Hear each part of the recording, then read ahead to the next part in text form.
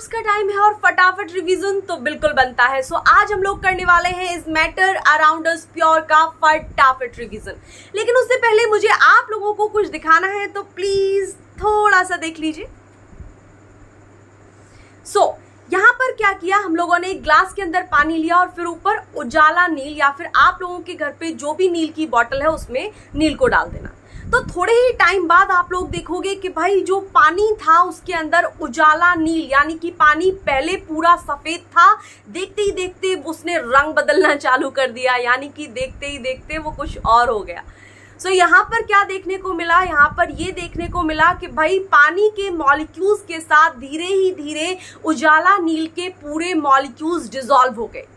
तो इस तरीके के सॉल्यूशन को हम लोग क्या बोलते हैं, ये आप लोगों के लिए प्रश्न है। अगर अभी सॉल्व नहीं हो पा रहा है देन क्या करना है, आप लोग जुड़े रहिए और वीडियो को बिल्कुल एंड तक देखिए, क्योंकि एक्सपेरिमेंट्स की हेल्प से हम लोग पढ़ने वाले हैं इस मैटर अराउंड अस प्योर के काफी सारे कंसेप्ट्स। हम लोग टिंडाल इफेक्ट का एक एक्सपेरिमेंट भी करने वाले हैं। So let's start the video. So matter क्या होता है, मैटर मैंने आप लोगों को कई दफे बता दिया भाई कि हर चीज, मैम का ये चश्मा, काला चश्मा, नो नॉट काला चश्मा, मेरा ये चश्मा, मेरे ये बाल घने सुनहरे काले, मेरे बाल, ये जो पेन है, मैम की जैकेट, या फिर इस कमरे के अंदर जितना भी सामान है, आप लोगों के घर के अंदर जितना भी सामान है, पंखा, टेबल, फैन, सारी चीजें मैटर हैं।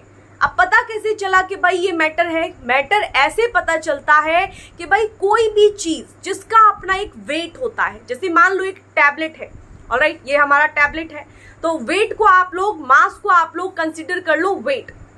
तो अगर किसी भी सामान का कोई मास होता है, कोई वेट होता है, और अगर हम उसको कहीं जगह पर रखें तो वो थोड़े से स्पेस को ऑक्यूपाई कर ले।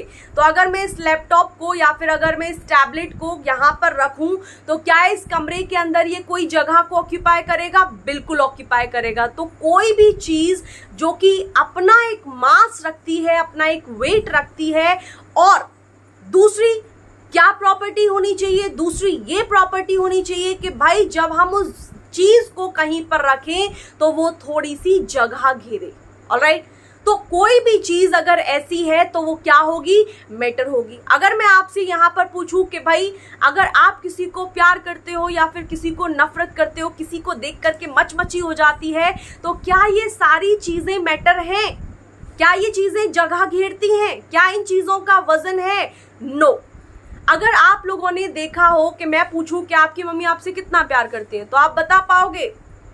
आप बता पाओगे स्पेस की हेल्प से कि इतना इतना इतना? नहीं बता पाओगे, राइट? तो ये जो फीलिंग्स होती हैं like love, hatred, respect, dignity, alright, ये जितनी भी चीजें होती हैं ये सारी मैटर नहीं होती है। तो फिर मैटर क्या है? मैटर बता चुकी हूं मैं, anything that has mass and occupies some space that is known as our matter. Very simple.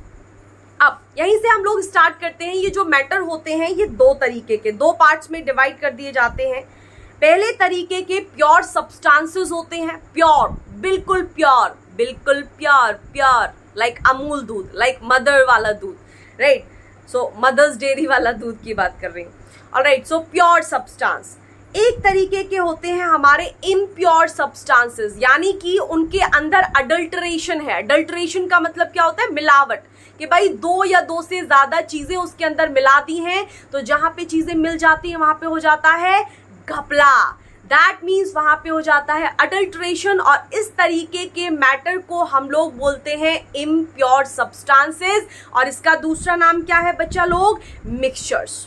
Good, आगे की तरफ चलो, क्योंकि ये फटाफट रिवीजन है। So we are going to do it like a फटाफट revision. We are going to revise everything like we are doing a फटाफट रिवीजन। सो जल्दी से जल्दी बढ़ते हैं। प्योर सब्सटेंसेस फर्दर दो कैटेगरीज में कैटेगराइज होते हैं। पहला एलिमेंट, मैंने आपको कई बार बताया है, क्लास में भी बताया था कि एलिमेंट क्या होता है?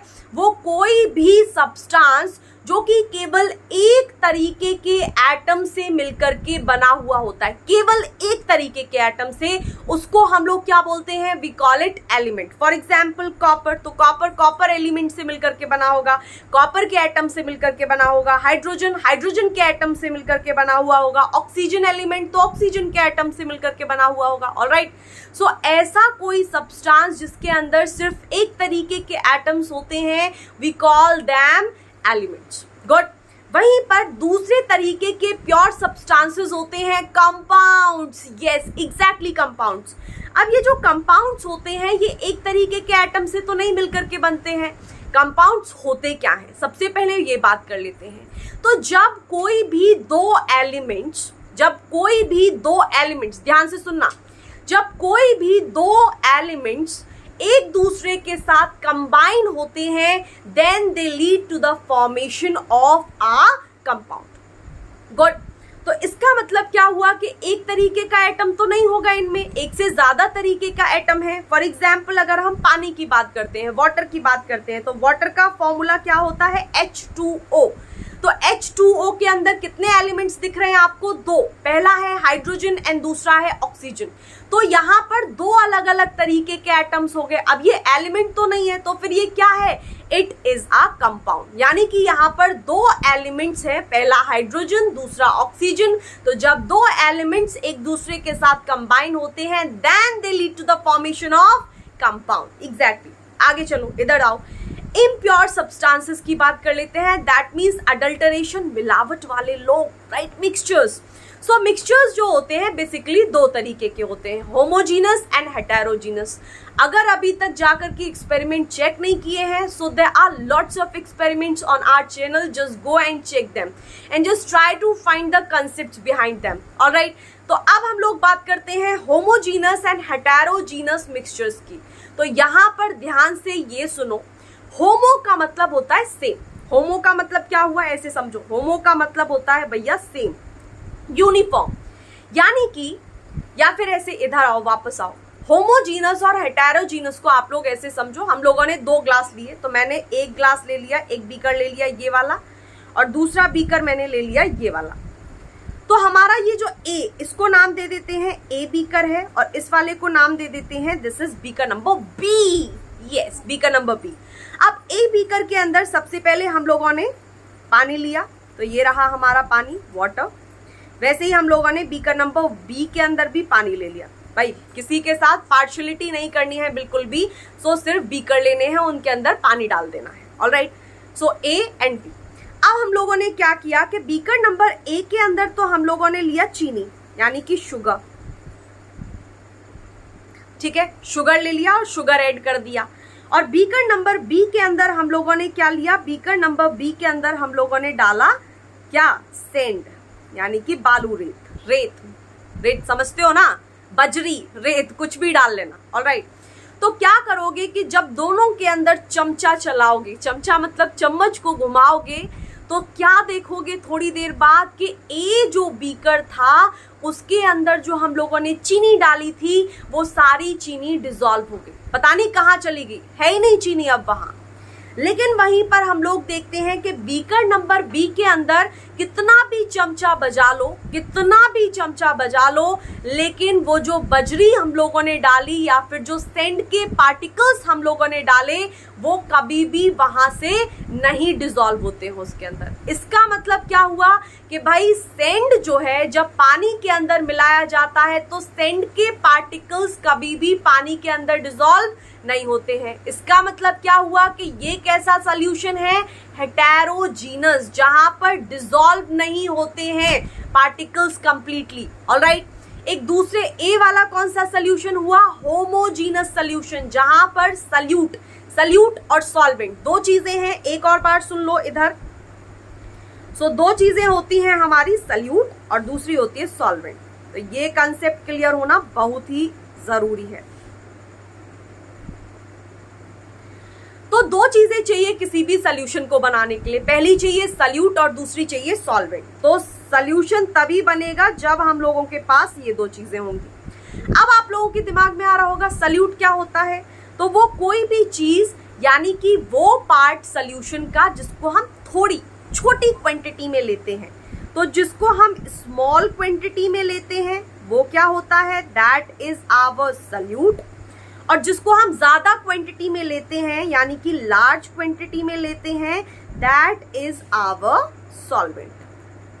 सो दिस इज द कंसेप्ट। तो अगर मैं आप लोगों से अब यहाँ पर एक प्रश्न पूछूं, जल्दी से जवाब देना, जल्दी से कमेंट्स के अंदर। सो अगर मैं आप लोगों से पूछूं कि भाई यहाँ पर यानी कि बीकर नंबर ए के अंदर सल्यूट क्या था और सॉल्वेंट क्या था, वैसे ही आप लोग बताएंगे बीकर नंबर बी के अंदर सल्यूट क्या था और सॉल्वेंट क्या था। ऑलराइट, हम लोगों ने सॉल्यूशन बनाए थे, एक होमोजीनस बना जिसके अंदर जो चीजें होती हैं वो कंप्लीटली डिसॉल्व हो जाती हैं। जैसे अगर हम लोग पानी के अंदर चीनी मिलाते हैं तो वो कंप्लीटली डिसॉल्व हो जाती है, तो उसको बोलते हैं हम लोग होमोजीनस सॉल्यूशन। एक दूसरा होता है हेटेरोजीनस सॉल्यूशन जिसके अंदर चीजें कंप्लीटली मिक्स नहीं होती हैं। जैसे एक ग्लास लिया, सेंट डाला उसके अंदर, कितना भी चमचा लगा लो, जितनी देर उसको चम्मच से हिलाओगे उतनी देर तो वो उस पानी के अंदर ऐसे घूमेगी, लेकिन थोड़ी देर के लिए उसे स्थिर रख दोगे, स्थिर का मतलब होता है स्टैग्नेंट कर दोगे, तो वो जितना भी रेत था वो कहाँ दिखाई देगा, बॉटम में, सबसे नीचे वाले पोर्शन में दिखाई देगा। ऑलराइट, सो इस तरीके के मिक्सचर्स और सॉल्यूशंस को हम लोग बोलते हैं हेटेरोजीनस सॉल्यूशंस। गुड, चलो आगे। अब बात कर लेते हैं एलिमेंट्स की। तो ये जो एलिमेंट्स होते हैं, अभी मैंने बताया आप लोगों को कि एलिमेंट्स क्या होते हैं।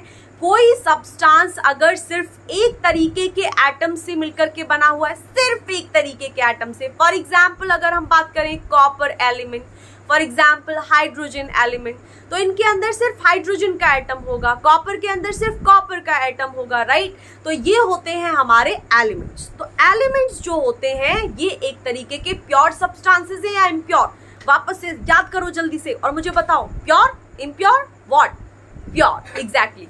अभी पीछे टेबल देख करके आए हैं, फटाफट रिवीजन है, लेकिन इसका मतलब ये नहीं है कि चीजों को, कंसेप्ट को बिगाड़ो। इसका मतलब ये है कि यहीं पे जो भी करना है यहीं पे करना है, दैट मीन्स याद भी यही होना चाहिए। तो वापस से याद दिला रही हूँ, एलिमेंट क्या होता है, प्योर सब्सटेंस होता है। Alright, so element and compounds are pure substances. तो एलिमेंट्स जो है क्योंकि वो एक तरीके के एटम से मिलकर के बने हुए होते हैं, तो हम उनको कभी भी दो या दो से ज्यादा सिंपलर सब्सटेंसेस में कन्वर्ट नहीं कर सकते हैं। गुड, आगे देखो। अब ये एलिमेंट्स जो होते हैं बेसिकली तीन तरीके के होते हैं। पहले होते हैं हमारे metals, metal, oh metal, oh metal, like that. दूसरे होते हैं non metal, non metal, non metal, non metal. और तीसरे होते हैं जो मेटल भी होते हैं और नॉन मेटल भी होते हैं। यानी कुछ लोग होते हैं ना कि नहीं भाई मैं इसके अगेंस्ट भी नहीं बोलूंगा, मैं इसके अगेंस्ट भी नहीं बोलूंगा, तो मतलब मैं दोनों का दोस्त हूं। तो ये होते हैं दोनों के दोस्त, मेटलॉइड्स। ठीक है, मेटलॉइड्स बोलते हैं इनको, ये शाणे लोग हैं थोड़े से। गुड, अब मेटल्स क्या होते हैं, मेटल्स जो होते हैं ये मैलिएबल होते हैं, they are ductile, they are good conductor of heat and electricity. I had already told you what does they mean. Alright, so वापस से याद करो, they are malleable, they are ductile, they are sonorous, they are good conductor of heat and electricity. For example copper, iron, sodium, alright, gold. So these are the metals. इधर आ जाओ, बिल्कुल right hand side में non metals, इनके characters बिल्कुल metals के opposite होते हैं, बिल्कुल उल्टे होंगे। अब ऐसे समझो आप लोग, मेटल है ये, ऑलराइट, नॉन मेटल है इसका दुश्मन। ठीक है, तो अब दुश्मन दुश्मन लोग, ये लोग दुश्मन कैसे बने एक दूसरे के, कोई आइडिया है? जब इन लोगों को एक दूसरे की बातें पसंद नहीं आती होंगी, इन लोगों के कैरेक्टरिस्टिक्स पसंद नहीं आते होंगे, तो दैट्स व्हाई दे बिकम दुश्मन ना, right. That is the concept. When you dislike someone, then आप उससे बात नहीं करते हो, तो आप कंसिडर करते हो that is not my friend, so he is kind of a दुश्मन, right. So metal, non metal यानी एक दूसरे के बिल्कुल ऑपोजिट होते हैं। और अभी मैंने बताया इनके बीच में कौन होता है, मेटलॉइड। वो कहता है ना तो मैं मेटल से लड़ाई करूंगा ना मैं नॉन मेटल से लड़ाई करूंगा, मैं दोनों के साथ रहूंगा। तो इन मेटलॉइड्स के पास दोनों तरीके के कैरेक्टरिस्टिक्स होते हैं, मेटल के भी और नॉन मेटल के भी। गुड, अब देखो, मेटल जो था वो मैलिएबल था, तो ये क्या होंगे, नॉन मैलिएबल। मेटल डक्टाइल था, तो ये क्या होंगे, नॉन डक्टाइल। मेटल जो था वो हमारा bad conductor of heat and electricity, sorry good conductor of heat and electricity था, तो ये उल्टे होंगे, क्या होंगे, bad conductor of heat and electricity. Metal हमारा सोनोरस था, तो ये क्या होंगे, non sonorous. For example would, अगर लकड़ी को नीचे जमीन पे फेंक करके मारो तो वो कोई भी आवाज नहीं करती है, लेकिन अगर मेटल को जमीन पर फेंक करके मारोगे देन वो आवाज करता है। This is the difference. तो अब एग्जाम्पल्स क्या क्या है नॉन मेटल के, पहला सल्फर, दूसरा ऑक्सीजन। सल्फर ऑक्सीजन, यही याद करना है, जो याद करना है यही याद करना है। गुड, आगे चलो। Metalloids, let's talk about metalloids. ये कहते हैं ना तो मैं मेटल तेरी तरफ हूं पूरे तरीके से, ना मैं उसकी तरफ हूं, दोनों के बीच में रहूंगा, दोनों का दोस्त बन के रहूंगा। तो ये दोनों की प्रॉपर्टीज को दिखाते हैं, मेटल वाली भी और नॉन मेटल वाली भी। फॉर एग्जाम्पल क्या क्या है इन लोगों का नाम, सिलिकॉन है, बोरॉन है, आर्सेनिक है। Silicon, boron, arsenic, silicon, boron, arsenic, याद हो गया होगा। मेटल में अगर कुछ याद ना रहे ना तो एक एक्सप्लोजिव होता है मेटल, अगर उसको पानी के अंदर डाल दो एक्सप्लोजन हो जाता है, तो उसका मेटल का नाम है सोडियम। तो अगर कुछ याद ना रहे ना देन उसमें याद कर लेना सोडियम मेटल है। दूसरा, आपकी मम्मी जो सोने और चांदी को पहनती हैं वो भी मेटल है, तो सोने चांदी को भी मेटल रख लेना। मेटलॉइड्स क्या क्या है, सिलिकॉन, बोरोन, आर्सेनिक है।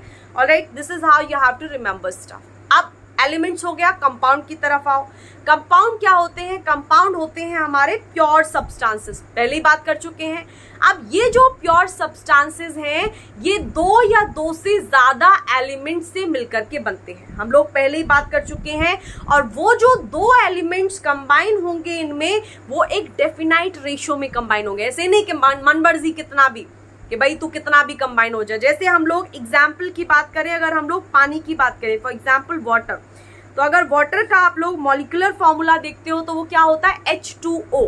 तो हाइड्रोजन के कितने एटम्स होते हैं, 2 एटम्स, और ऑक्सीजन का सिर्फ 1। तो यही केमिकल कंपोजिशन रहता है इस मॉलिक्यूलर फॉर्मूला का हमेशा, यानी कि एक डेफिनाइट रेशियो। गुड, समझ में आ गया। कंपाउंड कैरेक्टरिस्टिक्स क्या क्या है कंपाउंड के, यहीं पे याद कर लेना। कंपाउंड एक होमोजीनस सब्सटेंस है, कंपाउंड के पास fixed melting and boiling point होता है। कंपाउंड्स के जो कंपोनेंट्स होते हैं यानी कि एलिमेंट्स होते हैं, उनको हम लोग केमिकल प्रोसेस की हेल्प से एक दूसरे से अलग कर सकते हैं। ऑलराइट, ये 3 चीजें याद हो गई होंगी। Let's come to the next part, that is mixture. Mixture और कंपाउंड में ये अंतर होता है कि कंपाउंड के अंदर एलिमेंट्स को एक डेफिनाइट रेशियो में ऐड करते हैं, यानी कि पता होगा कि भाई हाइड्रोजन, अगर पानी की बात करें, हाइड्रोजन के 2 एटम्स और ऑक्सीजन का केवल 1 एटम। लेकिन जब हम लोग बात करते हैं मिक्सचर्स की, तो यहाँ पर जब 2 या 2 से ज्यादा एलिमेंट्स या फिर 2 या 2 से ज्यादा कंपाउंड्स को जब ऐड किया जाता है तो उनका कोई भी फिक्स्ड प्रोपोर्शन नहीं होता है, उनका कोई भी फिक्स्ड रेशो नहीं होता है, यानी कि किसी भी रेशो में, किसी भी प्रोपोर्शन में इनको ऐड कर दिया जाता है। अब प्रॉपर्टीज क्या हैं, ये होमोजीनस भी हो सकते हैं, हेटेरोजीनस भी हो सकते हैं। कंसेप्ट क्लियर है, होमोजीनस क्या है, हेटेरोजीनस क्या है। आगे देखो, अब इनके अंदर मिक्सचर्स के अंदर कोई भी नया कंपाउंड नहीं बनता है। एलिमेंट्स को हम लोग सेपरेट कर सकते हैं यहाँ पर with the help of physical process. क्या होते हैं, we will talk. It does not have a fixed melting and boiling point. हमने देखा था कंपाउंड्स का एक फिक्स्ड मेल्टिंग और बॉइलिंग पॉइंट होता है, लेकिन इनका फिक्स्ड मेल्टिंग और बॉइलिंग पॉइंट नहीं होता है। गुड, अब हम लोग बात कर लेते हैं टाइप्स ऑफ सोल्यूशन की। मैंने आप लोगों को थोड़ी ही देर पहले कुछ समझाया है कि कोई भी सोल्यूशन को बनाने के लिए वी नीड 2 स्टफ। हम लोग को 2 चीजें चाहिए, पहला सॉल्वेंट चाहिए और दूसरा चाहिए सॉल्यूट। सॉल्वेंट क्या होता है, जो चीज ज्यादा अमाउंट में होगी। तो अगर मैंने बीकर लिया, उसके अंदर पानी लिया और पानी के अंदर चीनी मिलाई, तो पानी ज्यादा लेते हैं या फिर चीनी ज्यादा मिलाते हैं, ऑब्वियसली हम लोग पानी ज्यादा लेते हैं। तो पानी क्या हो जाएगा, पानी हो जाएगा हमारा solvent, water will be our solvent. और चीनी क्या हो जाएगी इसके अंदर, वो हो जाएगी सॉल्यूट, क्योंकि वो कम अमाउंट में है। तो इनको डिनोट कर लो ऐसे, ये कम अमाउंट में, ये ज्यादा अमाउंट में। गुड, अब ये जो सॉल्यूशंस होते हैं ये भी कई तरीके के होते हैं। पहला एक्वस और non aqueous, on the basis of कि पानी की कॉन्सेंट्रेशन है सॉल्यूशन के अंदर या नहीं है।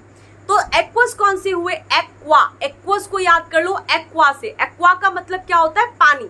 तो जिन सॉल्यूशन के अंदर सॉल्वेंट क्या होता है, पानी होता है, यानी बीकर लिया उसके अंदर पानी लिया सॉल्वेंट की तरह, फिर उसके अंदर सल्यूट मिला रहे हैं और किसके अंदर डिसॉल्व कर रहे हैं उस सल्यूट को, पानी के अंदर। तो जिन सॉल्यूशंस के अंदर सॉल्वेंट क्या होता है, पानी होता है, उसको हम लोग क्या कहते हैं, aqueous solution. For example salt plus water, sand plus water, चीनी plus water, sugar plus water, right. Non aqueous क्या हुए, नॉन नहीं, एक्वस एक्वा यानी पानी नहीं होगा। तो सॉल्वेंट की तरह पानी काम नहीं करेगा, कुछ और काम करेगा, जैसे अल्कोहल, दारू में मिलाने लग गए कुछ सल्यूट को, alright. So non aqueous solution वो होते हैं जिनके अंदर पानी सॉल्वेंट नहीं होता है, कोई और चीज सॉल्वेंट होगी। For example sulphur plus carbon disulphide. तो कार्बन डाइसल्फाइड यहाँ पर क्या है, यहाँ पर ये है सॉल्वेंट। इतनी बात समझ में आ गई होगी। Now it is the time for our experiment. मैं आप लोगों को एक एक्सपेरिमेंट करके दिखाती हूँ। ट्रू सोल्यूशन आप लोगों को समझ में आएगा और इसके बाद एक कंसेप्ट आता है कॉलॉइडल सोल्यूशन। तो ट्रू सोल्यूशन और कॉलॉइडल सोल्यूशन जो होता है उसमें क्या अंतर होता है, देखो ट्रू सोल्यूशन कैसे बना सकते हो और कॉलॉइडल सोल्यूशन आप लोग कैसे बना सकते हो।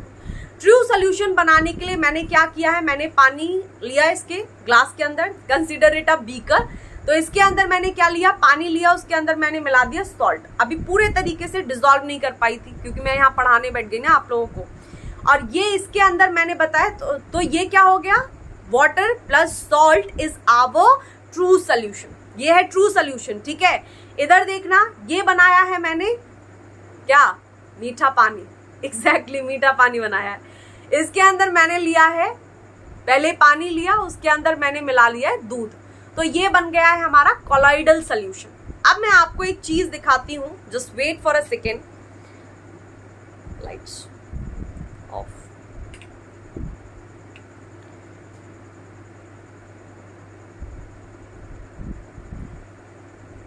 दिखा कुछ, मतलब सिर्फ देखो, बाद में कंसेप्ट में बताती हूँ, ऑलराइट।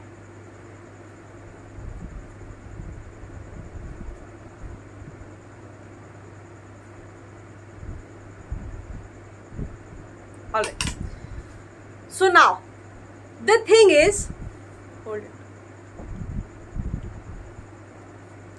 The thing is, ये वाला जो एक्सपेरिमेंट है, मैं कल आप लोगों को इसका जो शॉर्ट हम लोग बनाने वाले हैं, more like of we are going to do a experiment related to this true solution और colloidal solution.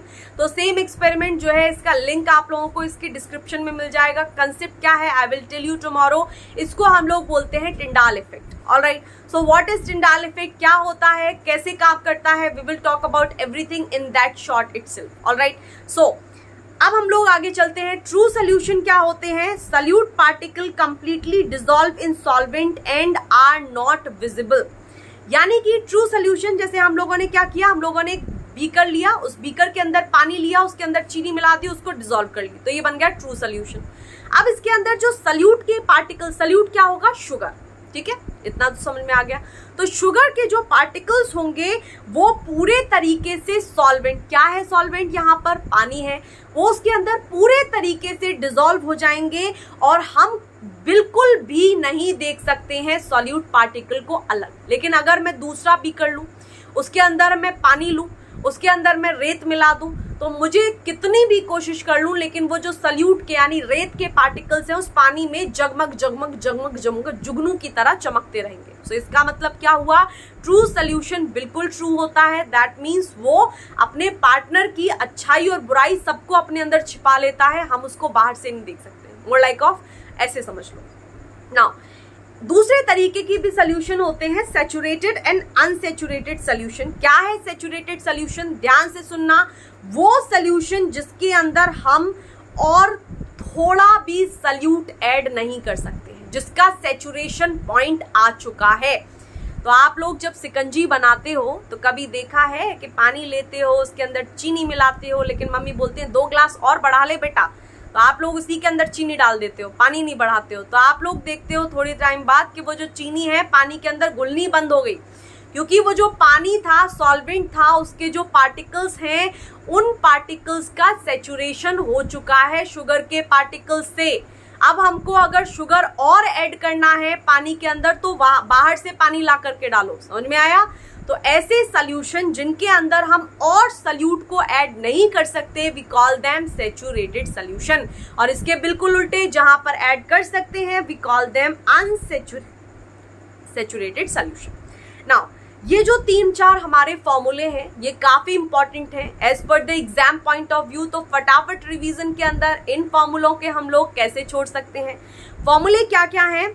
Concentration of solution अगर निकालना है तो फॉर्मूला क्या है? Amount of solute upon amount of solution. दूसरा है amount of solute upon amount of solvent multiplied by 100। Good, इधर आओ।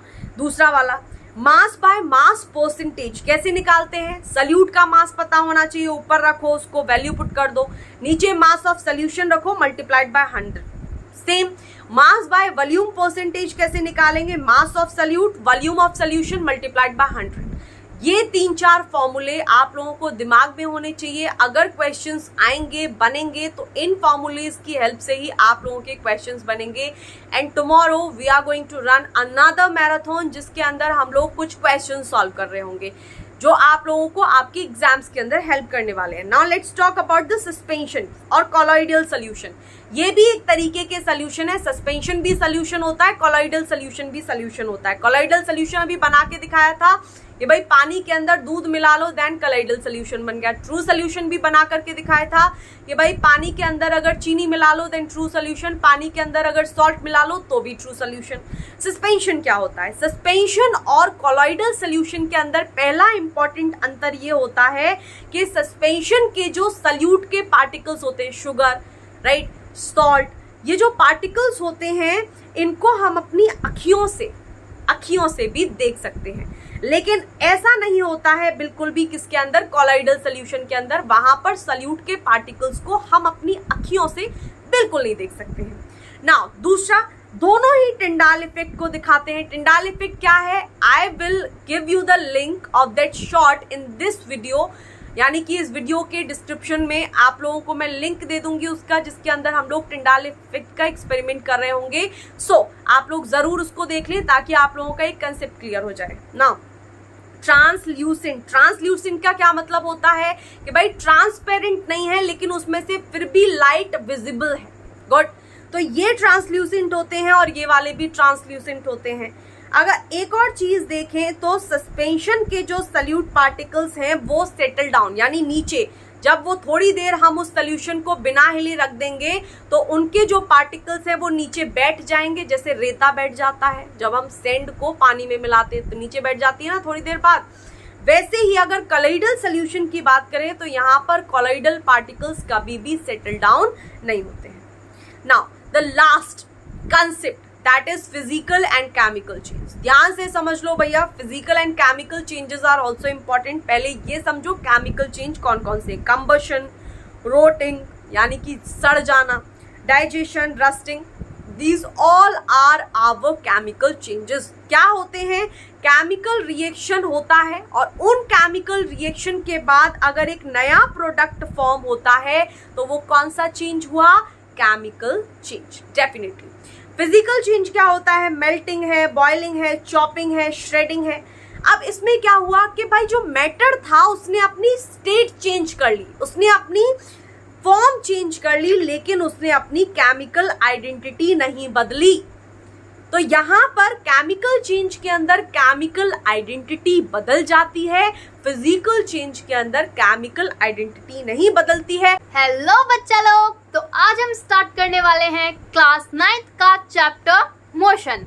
चलिए बिना देरी किए फटाफट से स्टार्ट करते हैं। तो सबसे पहले जान लेते हैं मोशन क्या होता है। मोशन क्या होता है कि अगर किसी भी बॉडी में with respect to time change आ रहा है, यानी विद रिस्पेक्ट टू टाइम अगर उसकी पोजीशन चेंज हो रही है तो हम कहेंगे कि वो बॉडी मोशन में है। अब जैसे मैं यहाँ पे अभी बैठी हुई हूँ तो मेरी बॉडी में कोई भी चेंज नहीं आ रहा है, तो क्या मेरी बॉडी मोशन में है? नहीं। अब आप लोग भी अगर बैठ के पढ़ रहे होंगे तो आप लोगों की भी पोजीशन में कोई चेंज नहीं आ रहा होगा विद रिस्पेक्ट टू टाइम, तो क्या आप लोगों को मोशन में बोला जाएगा? नहीं, आप लोगों को रेस्ट में बोला जाएगा। तो अगर किसी भी बॉडी में विद रिस्पेक्ट टू टाइम उसकी पोजीशन में चेंज आ रहा है तो उस बॉडी को हम बोलेंगे कि वो मोशन में है, और अगर विद रिस्पेक्ट टू टाइम कोई भी चेंज नहीं आ रहा है तो उस बॉडी को बोला जाएगा कि वो रेस्ट में है। ठीक है, जैसे कि आप एग्जाम्पल में देख सकते हैं, मोशन और रेस्ट का एग्जाम्पल है। जैसे आपका हाउस है, वो वॉक थोड़ी करता है कि अभी 1 मिनट पहले यहाँ था, फिर आप थोड़ी देर बाद गए तो वो कहीं और पहुंच गया। नहीं, तो जो आपका जैसे हाउस होता है, ट्री होते हैं, वो आपके रेस्ट में रहते हैं जब, है ना। और जैसे आपका ये बर्ड्स है, जब वो उड़ रहे होते हैं या फिर आप कहीं मूवमेंट वगैरह चल वगैरह रहे होते हैं, तो आप मोशन में होते हैं। उसके बाद देख लेते हैं कि ये जो आपका रेस्ट और मोशन है, ये रिलेटिव टर्म्स होते हैं। रिलेटिव टर्म्स होते हैं मतलब कि एक बॉडी जो है वो रेस्ट में एज वेल एज मोशन में हो सकती है सेम टाइम में। अब ऐसा कैसे हो सकता है कि एक बॉडी जो है वो सेम टाइम में रेस्ट में भी है और सेम टाइम में मोशन में भी है? तो ऐसा कैसे हो सकता है? जैसे सपोज कीजिए कि कोई 2 लोग कार में बैठे हुए हैं, ठीक है। कोई 2 लोग हैं ए एंड बी, वो कार में बैठे हुए हैं, और कोई एक तीसरा इंसान है सी जो कि खड़ा हुआ है। तो क्या होगा कि जब ए और बी कार में मूव कर रहे होंगे तो उनके लिए जो सी है वो रेस्ट की पोजीशन में होगा, है ना। लेकिन सी के लिए जो ए और बी है वो कैसे होंगे? वो मोशन की पोजीशन में होंगे, ठीक है। लेकिन अगर ए और बी तो दोनों ही गाड़ी में बैठे हुए हैं, लेकिन अगर वहीं पे ए बी को देखेगा तो ए के लिए सी भी रेस्ट की पोजीशन में है और बी भी रेस्ट की पोजीशन में है। तो आप देख सकते हैं कि एक ही टाइम पर जो बी है वो एक इंसान के लिए रेस्ट की पोजीशन में है और दूसरे इंसान के लिए मोशन की पोजीशन में है। अब जैसे आप सी अगर बी को देखेगा तो क्योंकि वो उसके अकॉर्डिंग वो मोशन की पोजीशन में है, क्योंकि वो गाड़ी में मूव कर रहा है। लेकिन अगर आप ए को देखोगे तो वो उसके साथ गाड़ी में बैठा हुआ है, तो उसके लिए वो रेस्ट की पोजीशन में है। तो इसीलिए जो आपके रेस्ट और मोशन जो होते हैं वो रिलेटिव टर्म्स होते हैं, यानी कि जो एक बॉडी है वो सेम टाइम पे मोशन में भी हो सकती है और रेस्ट में भी हो सकती है। अब देखते हैं काइनेमेटिक्स। काइनेमेटिक्स क्या होता है? काइनेमेटिक्स में आप क्या करते हैं, आप मोशन की स्टडी करते हैं, बट आप मोशन के बारे में पढ़ेंगे बट उसका कॉज नहीं पढ़ेंगे कि अगर ये मोशन हो रहा है तो किस वजह से हो रहा है, ठीक है। लेकिन वहीं अगर आप डायनेमिक्स की बात करें तो उसमें आप मोशन के साथ साथ जिस फोर्स की वजह से या फिर जिस चीज की वजह से वो मोशन हो रहा है आप उसे भी स्टडी करते हैं। तो ये था आपका काइनेमेटिक्स और डायनेमिक्स में डिफरेंस। अब नेक्स्ट आपका आता है मोशन के टाइप्स। तो देखिए मोशन कितने टाइप्स के होते हैं? तो मोशन 3 टाइप्स के होते हैं। सबसे पहला आपका होता है सर्कुलेटरी मोशन। सर्कुलेटरी मोशन मतलब जिसमें जो आपके ऑब्जेक्ट्स हैं वो एक सर्कुलर पाथ में मूवमेंट करे। जैसे एग्जांपल में आप ले सकते हैं, जो आपकी अर्थ है वो सूरज के चारों ओर घूमती है तो वो तो सर्कुलर मोशन करती है ना। जो आपका मून है वो अर्थ के चारों ओर घूमता है तो वो भी एक सर्कुलर मोशन है। सेकंड टाइप ऑफ मोशन आता है लीनियर मोशन। लीनियर मोशन मतलब जब आप एक स्ट्रेट पाथ में मूव कर रहे होते हैं तो उसे आपका लीनियर मोशन कहा जाता है। And the third and last आता है वाइब्रेटरी मोशन या फिर ऑस्किलेटरी मोशन। वाइब्रेटरी मोशन क्या होता है?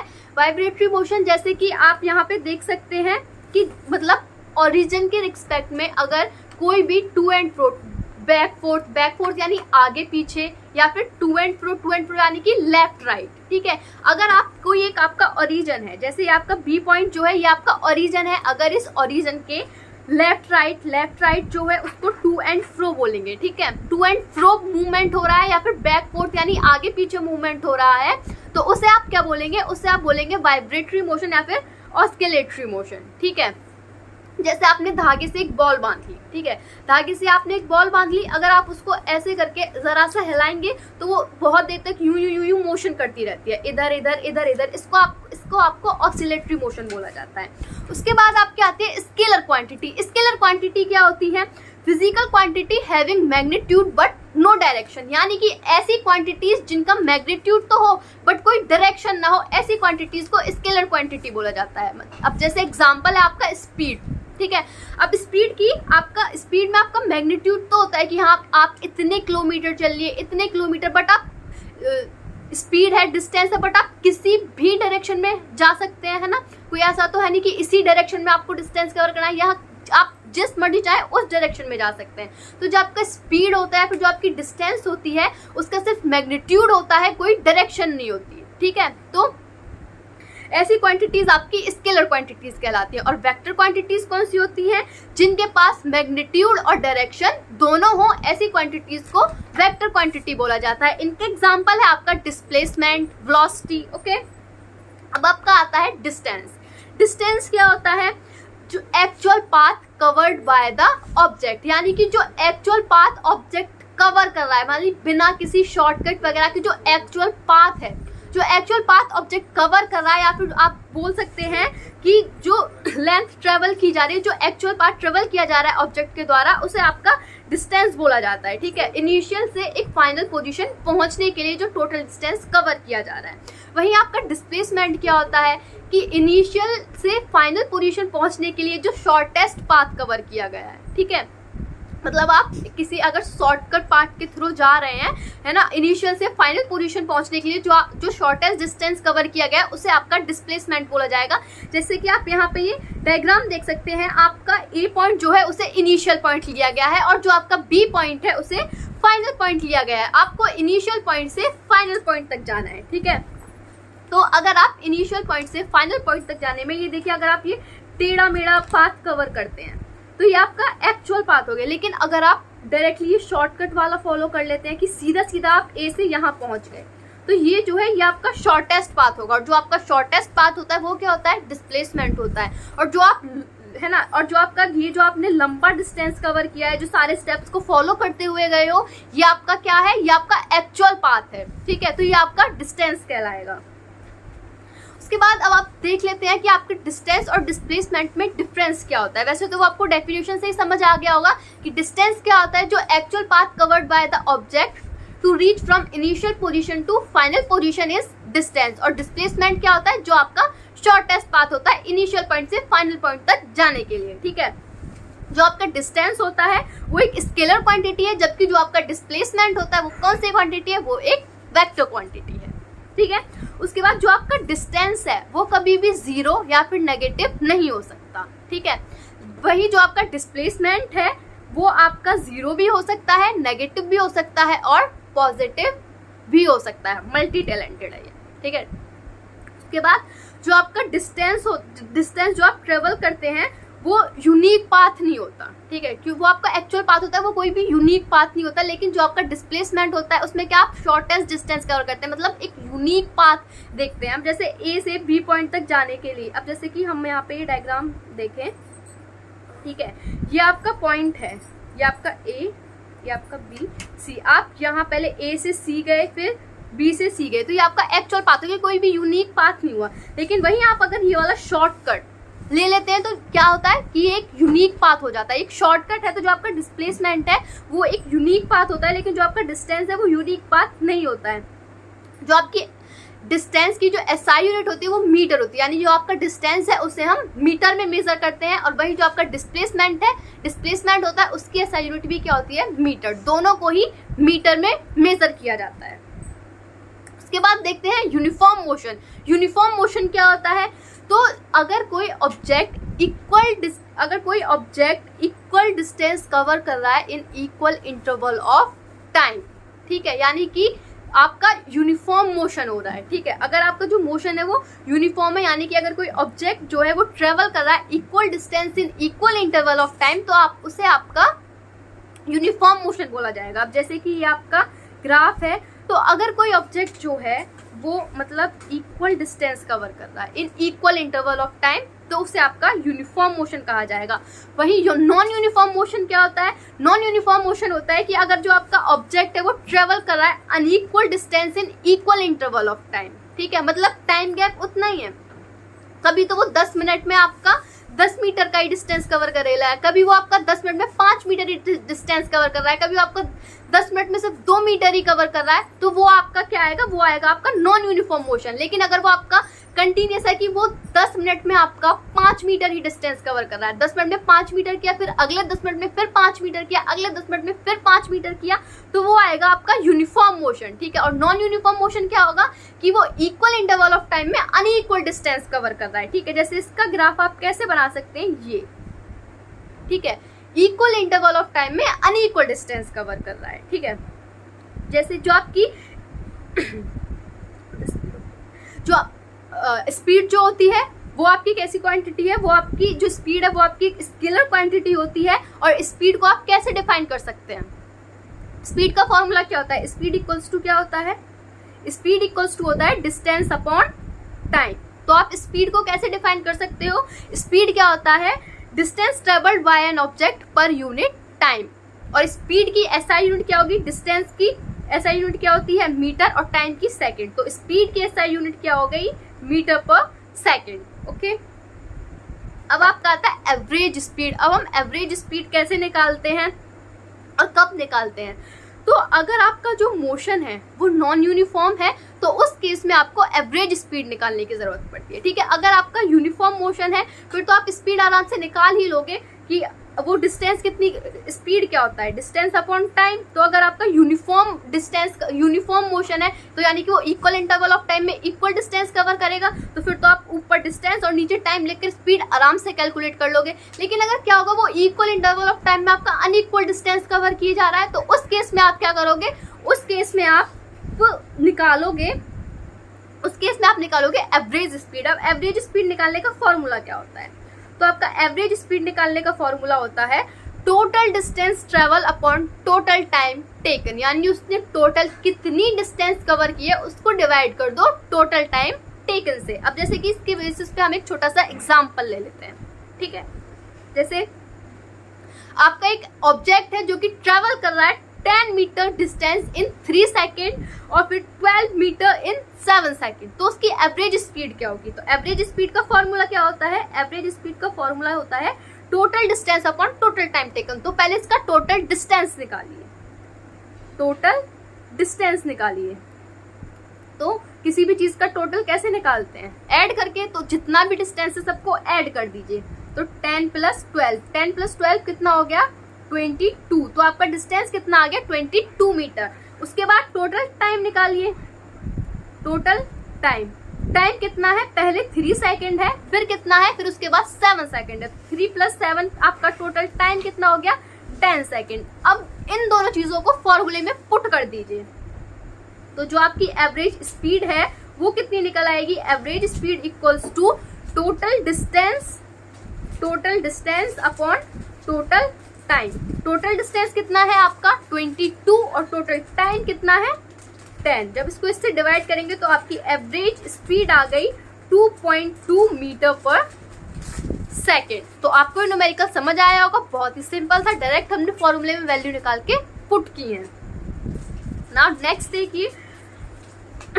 देखिए जो आपकी वेलोसिटी क्या होती है। अब हम अभी तक हमने आपकी स्पीड पढ़ी कि स्पीड क्या होती है, अब उसके अलावा हमने आपकी वेलोसिटी भी पढ़ी थी, जो कि वेलोसिटी क्या होती है आपकी? वेलोसिटी आपकी वेक्टर क्वांटिटी होती है। तो वेलोसिटी क्या होती है? वेलोसिटी होती है डिस्प्लेसमेंट अपॉन टाइम, यानी कि वेलोसिटी का फॉर्मूला होता है डिस्प्लेसमेंट अपॉन टाइम। तो आप फॉर्मूले से उसकी डेफिनेशन बना सकते हैं। वेलोसिटी क्या होती है कि टोटल डिस्प्लेसमेंट कितना हुआ पर यूनिट टाइम, वो आपकी वेलोसिटी होगी, ठीक है। स्पीड क्या थी? टोटल डिस्टेंस कितना ट्रेवल किया पर यूनिट टाइम। और वेलोसिटी क्या है? वेलोसिटी है टोटल डिस्प्लेसमेंट कितना कवर किया ऑब्जेक्ट ने पर यूनिट टाइम। इसकी एसआई यूनिट भी आपकी मीटर पर सेकंड होती है, ठीक है। अब उसके बाद जान लेते हैं एक्सेलरेशन क्या होता है,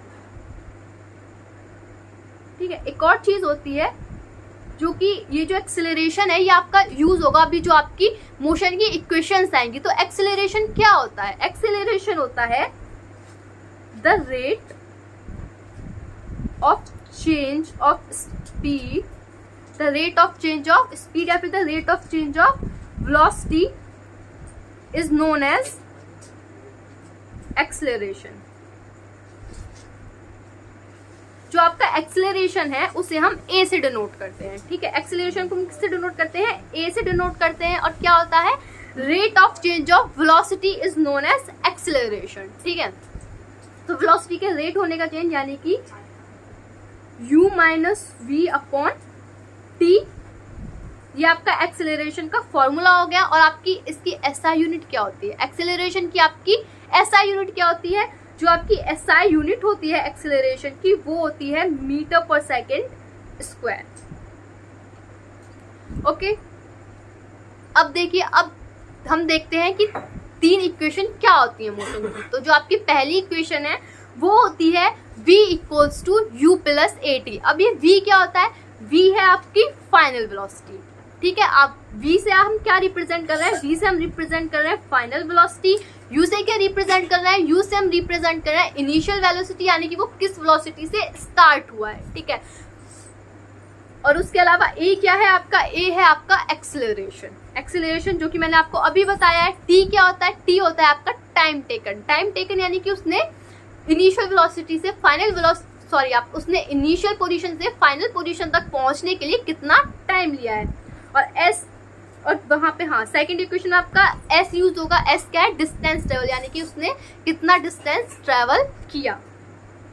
ठीक है, सेकंड इक्वेशन ऑफ मोशन होती है S equals to u t plus half a t square, और थर्ड इक्वेशन होती है v square minus u square equals to 2as।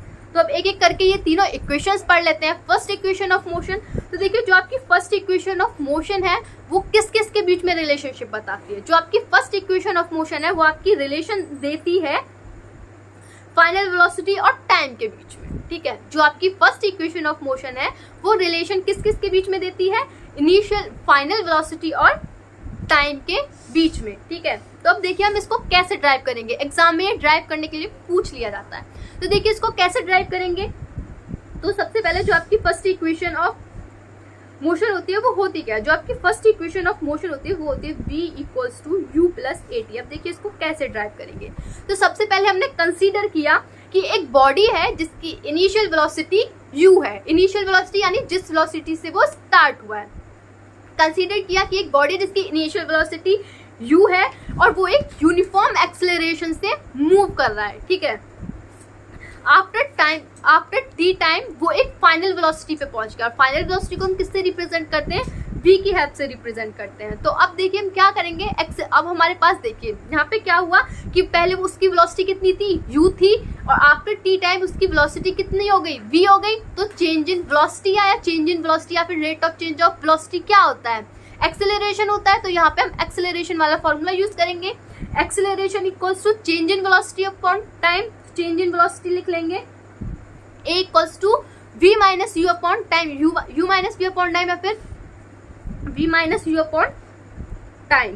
तो ये वाला फॉर्मूला लिख लेंगे a equals to v minus u upon time. अब उसके बाद क्या होगा? उसके बाद इस t को यहाँ a के साथ ले जाएंगे। ठीक है, उसके बाद इस t को यहाँ a के साथ ले जाके मल्टीप्लाई कर देंगे।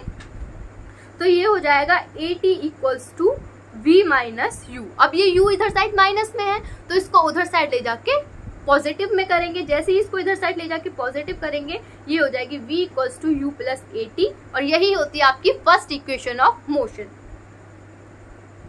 ओके, तो देखा कितनी आसान थी। तो गाइस अब हम डिस्कस करेंगे आपकी सेकंड इक्वेशन ऑफ मोशन। अभी तक हमने आपकी फर्स्ट इक्वेशन ऑफ मोशन के बारे में पढ़ा है। अब जान लेते हैं सेकंड इक्वेशन ऑफ मोशन क्या होती है। जो आपकी सेकंड इक्वेशन ऑफ मोशन होती है वो रिलेशनशिप देती है डिस्टेंस ट्रेवल और टाइम के बीच में। जो आपकी फर्स्ट इक्वेशन ऑफ मोशन थी वो वेलोसिटी और टाइम के बीच में रिलेशन दे रही थी, लेकिन जो आपकी सेकंड इक्वेशन ऑफ मोशन है वो आपकी डिस्टेंस ट्रेवल और टाइम के बीच में रिलेशन देगी। अब क्योंकि हम उसमें वेलोसिटी और टाइम के बीच में रिलेशन निकाल रहे थे, है ना, और change in velocity upon time क्या होता है? एक्सेलरेशन होता है। तो वहां पे हमने एक्सेलरेशन का फॉर्मूला यूज किया था।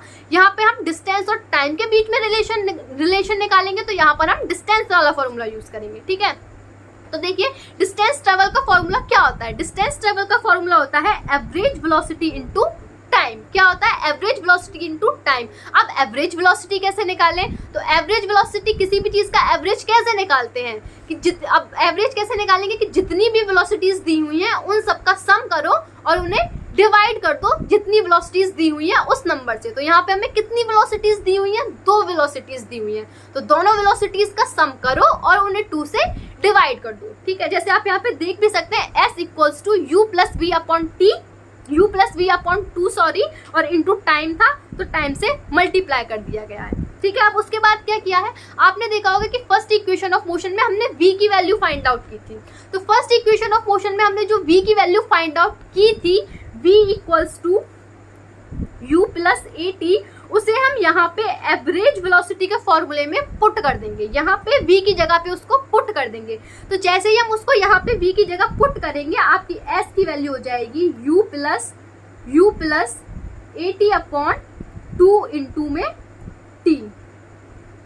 ठीक है, अब यहाँ पे क्या होगा? ये जो u और दोनों u हैं इनको ऐड करेंगे तो ये आपका हो जाएगा 2u plus a T upon 2 into t। अब क्या है? ये जो आपका बाहर t है इसकी अंदर मल्टीप्लाई कर दीजिए। तो जैसे ही आप इसके अंदर मल्टीप्लाई करेंगे ये आपका हो जाएगा 2ut plus a t square upon 2। अब इन दोनों को अलग अलग करके लिख लीजिए। तो आपका s इक्वल्स टू हो जाएगा 2ut upon 2 plus AT square upon 2। तो अब आप यहाँ पे देखिए इस 2 से ये वाला 2 कैंसिल हो जाएगा, क्योंकि ये इसके साथ डिवाइड में, तो इससे ये वाला 2 कैंसिल हो जाएगा। तो आपकी फाइनल इक्वेशन हो जाएगी S equals to UT plus half AT square.